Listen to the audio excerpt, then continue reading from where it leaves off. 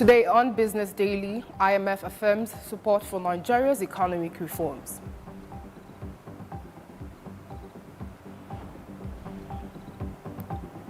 The Nigerian Senate approves Tinubu's 1.77 trillion naira loan request.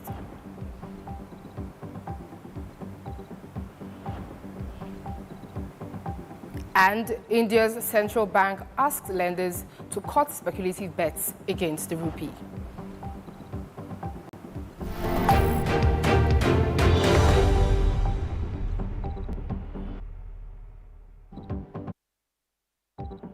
Hello, many thanks for joining us on Business Daily right here on LN 24/7, where we take you around the world of business. I am Amaka Daniels. I will start off with the African Development Bank has onboarded 21 states for the second phase of its Special Agro-Industrial Processing Zones program. The Imo State Governor, Hope Uzodinma, revealed this to State House correspondents after the 146th meeting of the National Economic Council at the Aso Rock Villa in Abuja. To develop the Special Agro-Industrial Processing Zones program, the pilot states for the scheme received the first tranche of disbursement of $540 million from the bank, and this initiative plans to turn Nigeria's rural landscape into economic zones of prosperity and to support inclusive and sustainable agro-industrial development in Nigeria.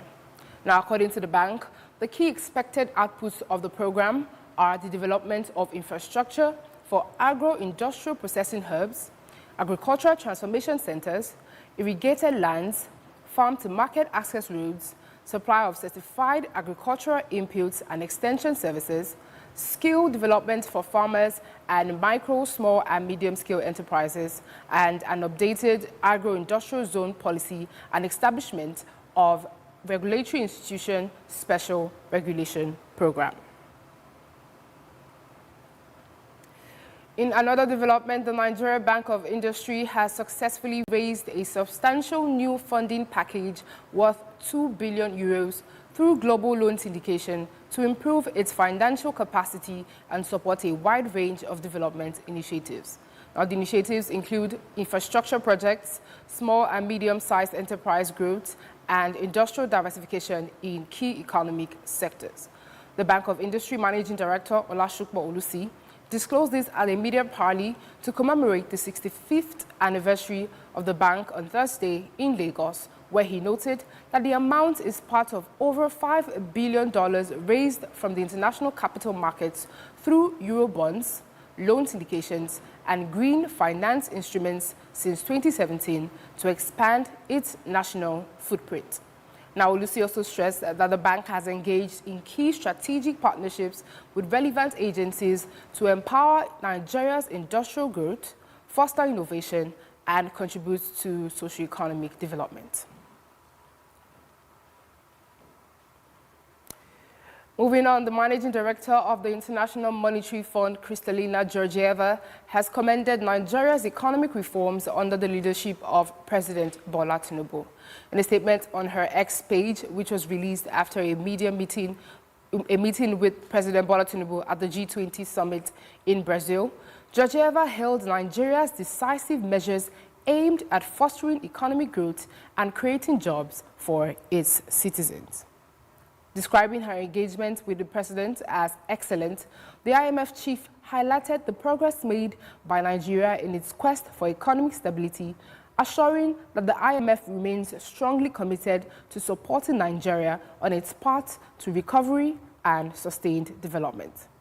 Now, Georgieva's remarks spotlight the country's ongoing reforms, which include subsidy removal, exchange rate harmonization, as well as policies aimed at restoring investor confidence and strengthening fiscal discipline.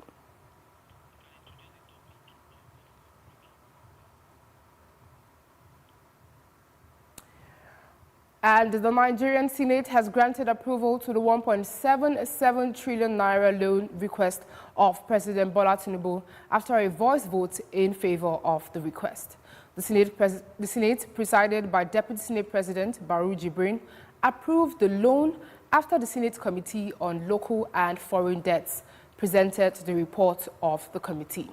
Now, this request, submitted by President Tinubu on Tuesday, is part of a fresh external borrowing plan to partially finance the 9.7 trillion naira budget deficit for the 2024 fiscal year. The fresh 1.767 trillion naira, an equivalent of over $2.209 billion, is a new external borrowing plan in the 2024 Appropriation Act, expected to stretch the amount spent on debt servicing by the federal government.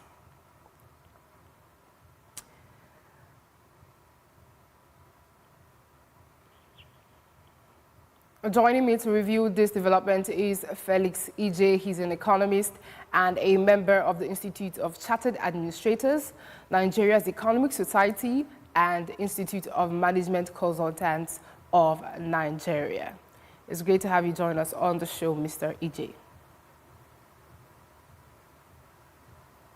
Good afternoon.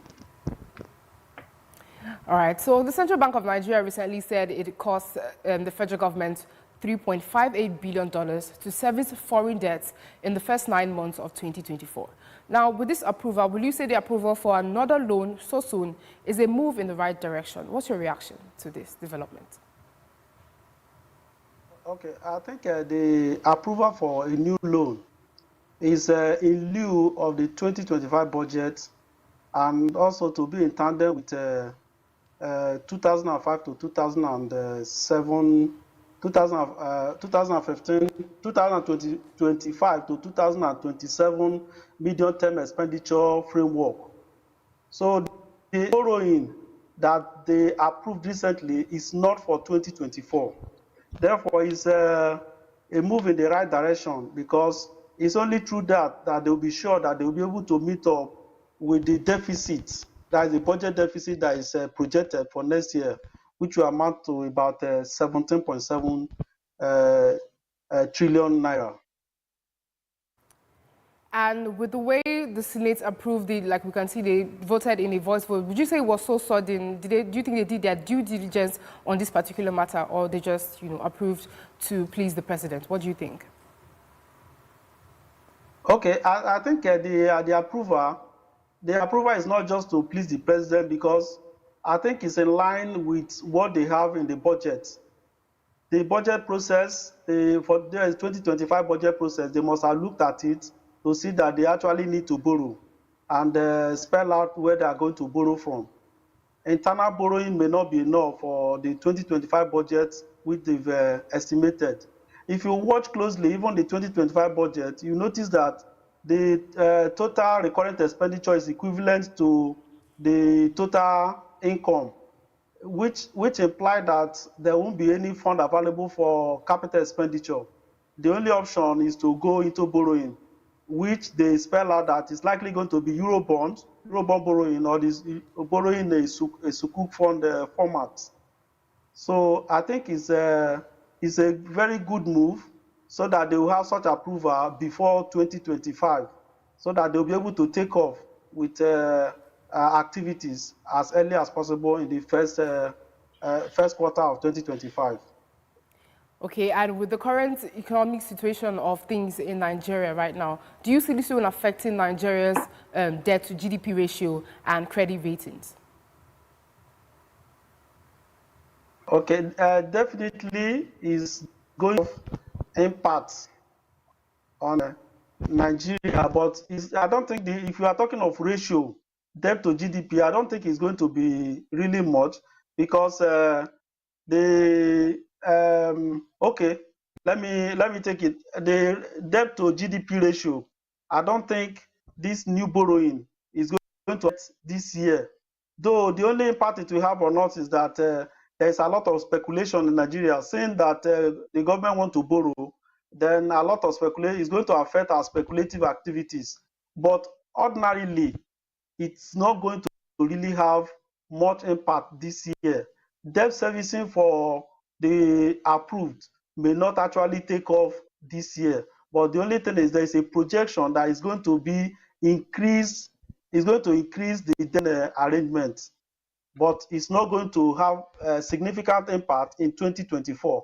But from 2025, that is when we'll be talking of repayment, especially we will say it's going to be a significant impact if these fluctuations in the exchange rate will continue. I mean, the downward trend of exchange rate we're experiencing, if it continues, then it's going to have a very, very significant effect.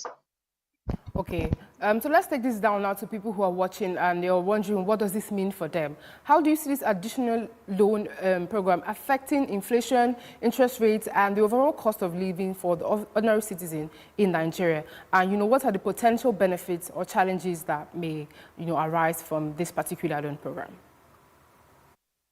Okay, for borrowing,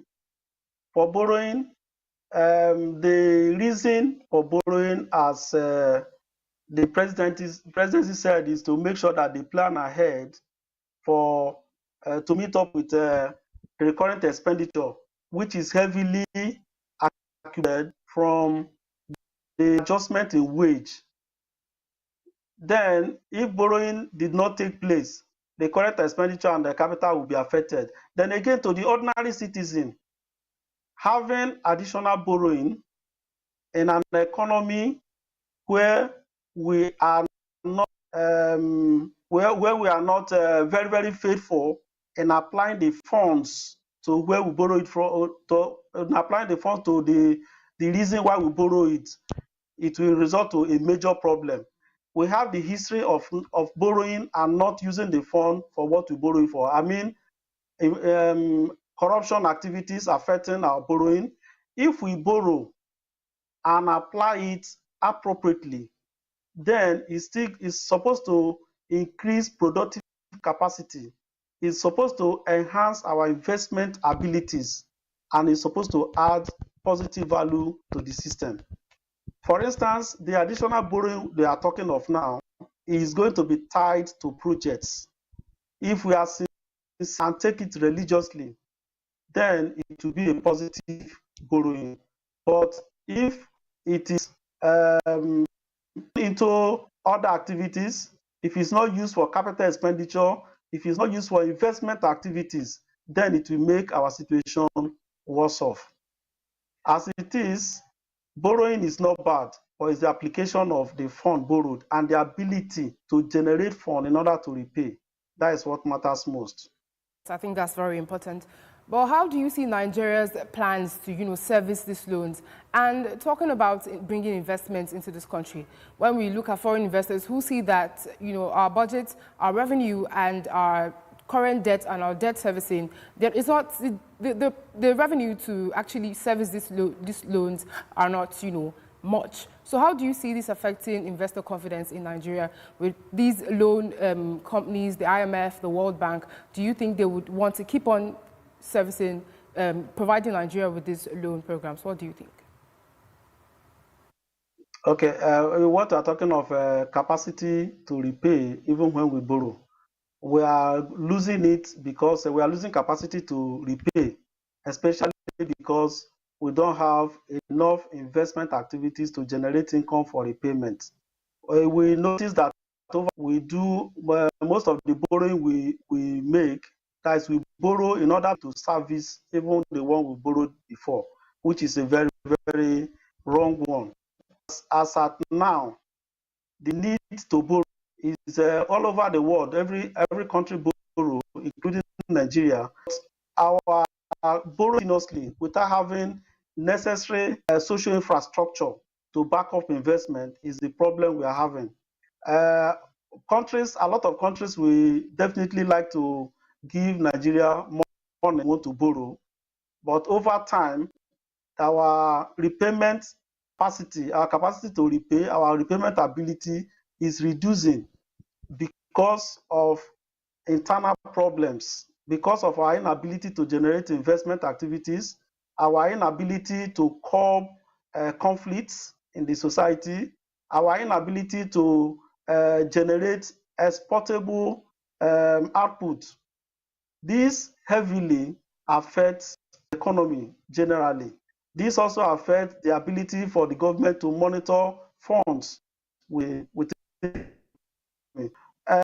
if we continue at the pace we are going, be a time that we will overborrow. It has happened in the past.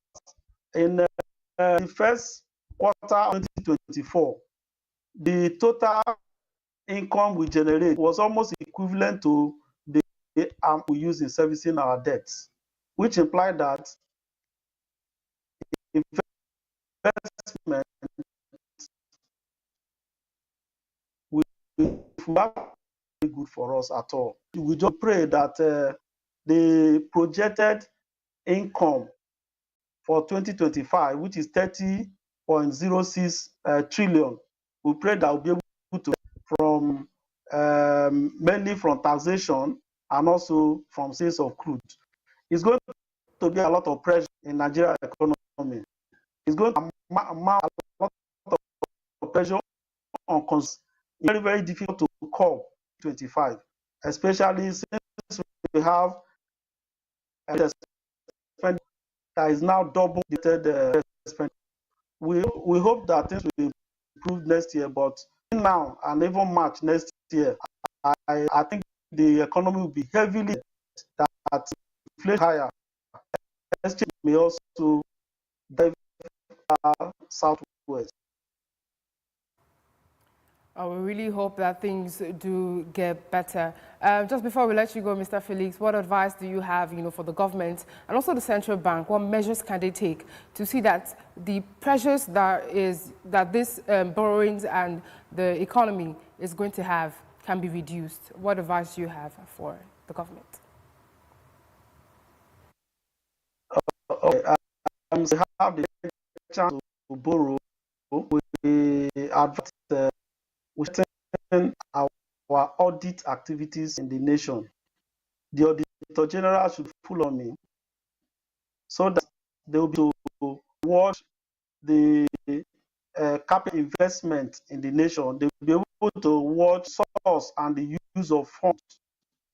If the source and the use is not watched and matched properly, it will always make economy worse off. It will always make us worse off. And again, our borrowing should be channeled more to agriculture. It should be channeled more on agriculture. It should be channeled more on energy, balancing our energy. And most importantly, it should channel on making sure our island is very functional. Thank God for what is now that the private investor and iron and steel industry. That will, to a large extent, encourage the manufacturing sector and to extent help in productive capacity. So is that the audit sector should do more. The audit sector should do more. Corruption should be reduced so that we to chart a right course and follow it up to the later of the nation. All right, thank you very much, Mr. Felix Ije, for joining us once again on Business Daily. It's always a pleasure to have you. Thank you. All right, you're still watching Business Daily, and before the break, some banks in India have been instructed to cut their long positions on the dollar-rupee pair, a move aimed to reduce speculative positions with its currency. Find out more right after this break.